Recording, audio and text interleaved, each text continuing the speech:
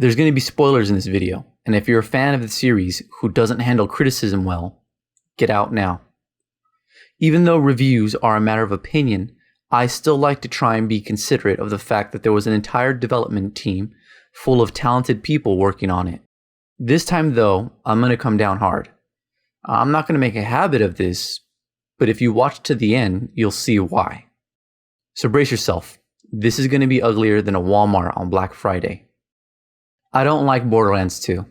I knew this before I even played it. I didn't like Borderlands, and I knew that the second game would be more of the same. So why am I reviewing it? Partially because I feel most valuable dissent and critical views of things aren't welcomed in the mainstream gaming press, but also because this mentality has spread to its fans.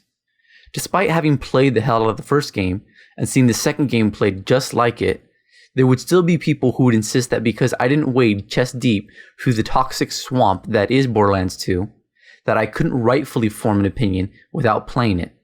So I played it for those folks, and to them, I say you're full of shit. I'm gonna break this down to the game's categories. Borderlands and Borderlands 2 is a first-person shooter with an emphasis on finding loot, and over-exaggerates that it has a Gorillion different guns. That's a lie. There's probably a few hundred guns, with a single point difference in accuracy and damage split total. It plays like an MMO in that nearly all of your missions break down to go to point A, collect X number of items, kill the boss, or kill X number of bad guys. Along the way, you shoot a path through armies of bad guys that soak up damage like bullet sponges. You'll become frustrated when you get stuck on the world geometry or hit an invisible wall trying to platform to the gun chests. Or maybe the weird collision detection will eat the precious loot that you've been so relentlessly grinding for. After some boss fights, the weapons dropped can even land in lava or spew off a cliff. There you go, champ. Borderlands 2 is supposed to be a first-person shooter action RPG, but it's not really an RPG since you never really get to make choices that impact the story. What Borderlands 2 does well, though, is that once you get your hands on some of the great guns, they're genuinely fun to use. Good luck getting them though, because the other problem the game has is its horrible drop rate. You'll probably see loot increases with larger groups of people, but the system dynamic is still going to be a variable ratio schedule of reinforcement. What that means is it's like a slot machine. It's a manipulative way of keeping the player engaged since they never really have real control over getting results. While some games allow players to heavily influence these ratios, it's usually not the focus of these games. Speaking of slot machines though, it really is manipulative when it's the focus of your game, and the best way to get around the horrible drop rate is dependent on other people spending money. Don't know anyone who has it? Better buy it for them then. They don't have the DLC and you do? Well, you're out of luck. And before anyone even thinks of saying, but it's fun when you play it with friends. You know what else is fun with friends? Practically everything. That's a bad excuse, and saying something is fun isn't an objective point. You need to back it up. The music of Borderlands 2 was handled by Jesper Kyd. For those who aren't familiar with him, he's a composing veteran of the game industry, and as a result, I can say the music wasn't bad. I can't say it's as memorable as some of his older work, but there were a few songs that really worked with some of the high action parts of the game. The voice acting was decent for most of the main characters, although some lines were so cringeworthy, even a master of the British theatre would have trouble making them work. The player is constantly bombarded with chatter from their Echo communicator. This is Gearbox's way of doing what's popular and trying to copy the success of games like BioShock and Portal, where the player always had a distant voice observing and talking to them from behind a thick plate of glass, which is literally what Andrew Ryan and GLaDOS do. This doesn't work here, and it's sloppy when the characters are barking lines at us, while some bandit screams in agony over his exploding kneecaps. How the hell am I supposed to hear any of this? If Jack runs Hyperion, why doesn't he just cancel the player's new U account? If Jack wants to take over Pandora, why does he go out of his way to invite Vault Hunters to come interfere with his operation? Why doesn't Jack just blow up any unauthorized ship in low orbit of Pandora? He's president of Hyperion, why doesn't he respond at a new U? If Jack is so powerful and cares so little about the player, why is he constantly mocking them like a schoolyard crush? Wouldn't he just ignore them? These are just a few of the glaring plot holes with Borderlands 2's story. Notice a pattern though? The writing in this game is bad, and I'm going to really tear into it because it's one of the things that's been strangely lauded as if it wasn't a blundering pastiche. From introducing underutilized characters that are intentionally obnoxious or juvenile, some who are probably there just to give someone's family member a voiceover job, worthless plot points and twists, lazy humor that relies on memes and pop culture references, and even mission padding that artificially lengthens the main story and detracts from it, there's no goddamn shortage of problems with the writing. It should come as no surprise that the game ends with the potential for multiple sequels or an MMO. Practically an MMO now anyway. Not long after Roland dies and Lilith is kidnapped, I was sent to get information so I could find where Jack was. Any investment I had was immediately killed when the bridge to the info archives was abruptly lifted out of the way and I was sent on a fetch quest to an unrelated bandit fortress for explosives. I won't dwell much on the memes because that's more or less an example of commodification of dissent, and a peer of mine has said all that needs to be said on how it's simply bad writing. Instead, I'm going to focus on the pop culture references. All those throwbacks that pack on the side missions and make up the real meat of the game. They're derivative. They don't pay homage, and they don't add to the missions beyond trying to give the player brownie points for something they might know. When I had the misfortune of needing to level grind, I played a mission based on the good, the bad, and the ugly. This is one of my favorite movies, so I figured this might sweeten up some of the task by getting to see some familiar themes. What I got was another shallow mission that falls flat at the end. If you haven't seen the good, the bad, and the ugly, I'm about to spoil it. Walking into the graveyard alone, I glanced at the church and I knew someone was going to come out once I got to the specific grave marked on the minimap. No checking the tombstones marked unknown, no hope of finding an adjacent stone reading Arch Stanton. Then the character that would be Angel Eyes shows up abruptly like a scripted pawn, and the third member of the Mexican standoff ejected itself from the church. What was a punctuating moment in the film was dead before the third gunman started talking. There's no threat of mortality like the one in the Mexican standoff. There's no tension of who will deal who that decisive shot. All of that made the scene great was lost.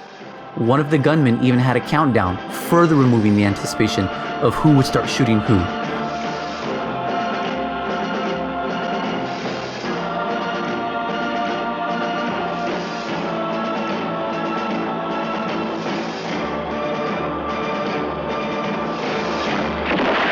Back to Jack though.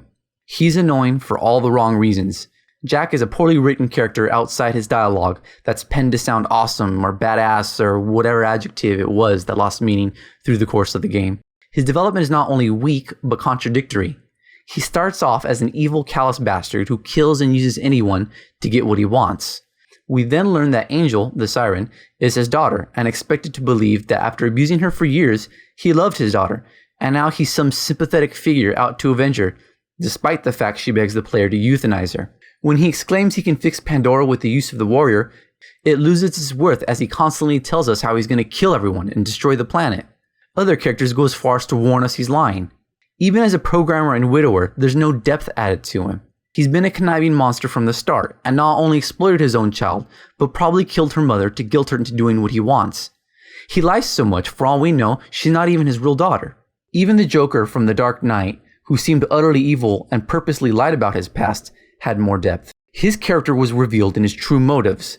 He was a scheming madman, passing himself off as a spontaneous lunatic that really derived his satisfaction in the chaos that came from destroying the ideals of others.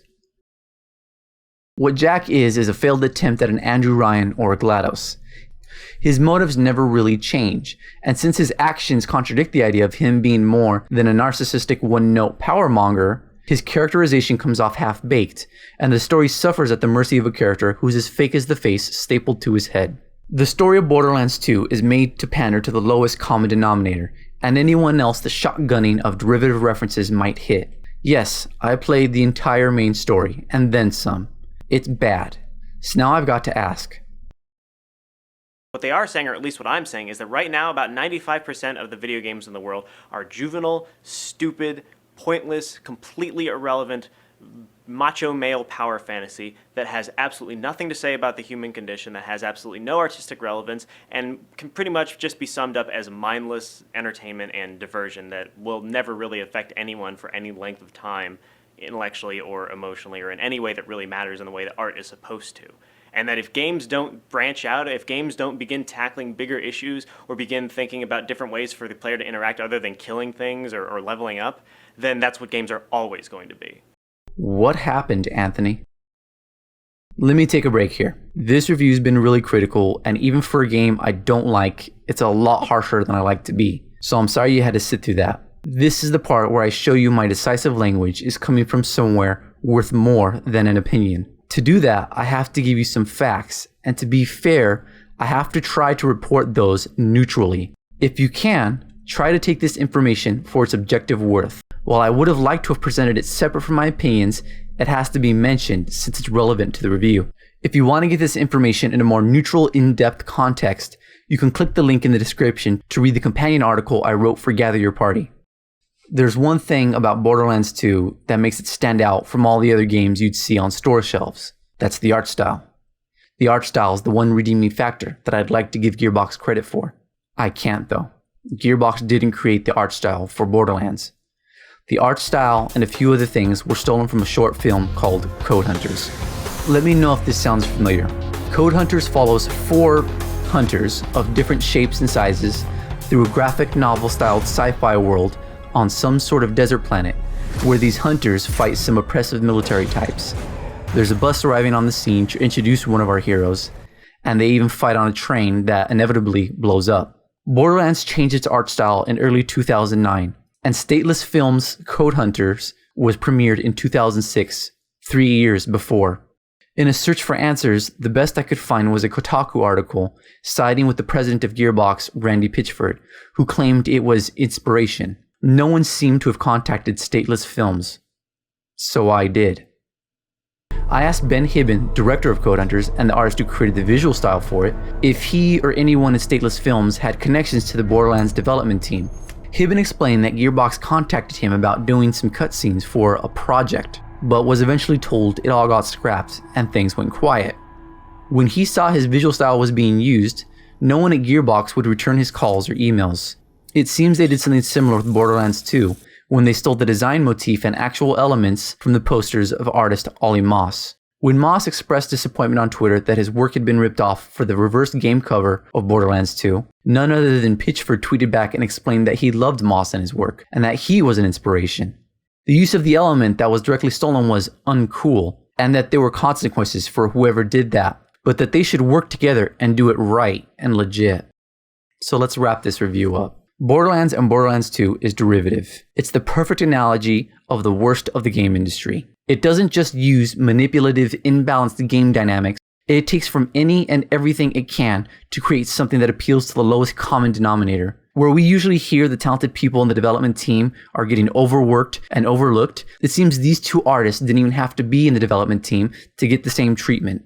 If you enjoyed either game, you not only had fun at someone else's expense, but you unwittingly endorsed Gearbox's dishonest business practices.